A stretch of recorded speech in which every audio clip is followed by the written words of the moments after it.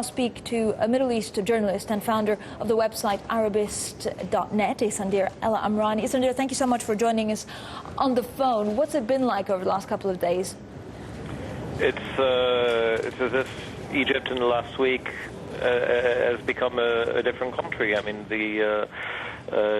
between the internet being shut off, a move worthy of a country like North Korea, to the army occupying the streets, people here don't recognize the place anymore.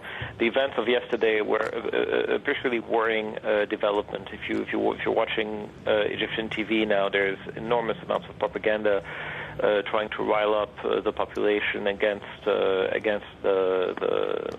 pro-democracy protesters who've occupied Tahrir Square for the last few days, and the government is directly to blame for the clashes yesterday. I mean, it's quite astonishing to see tanks and soldiers occupying Tahrir Square, yet not doing anything to stop people from throwing rocks, Molotov cocktails. The situation is quite simply astonishing. Yeah, Issandr, some of the pictures were extremely disturbing from what we've seen.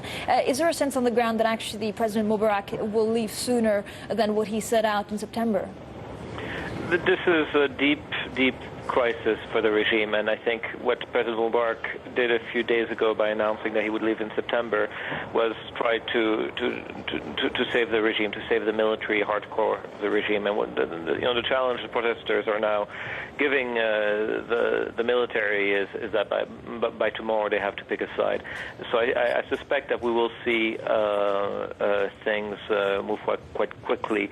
I'm not sure that Mr. Mubarak might have been able to stay until September's election before the violence last night, but this type of thuggery, of mafia-like tactics, I think, will make it very difficult for his international supporters to continue backing him and backing this.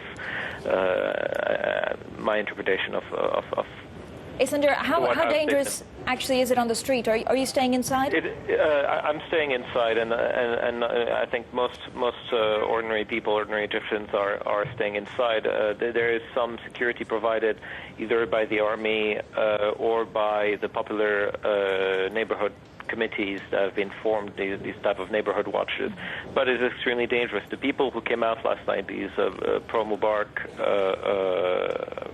protesters, are extremely antagonistic.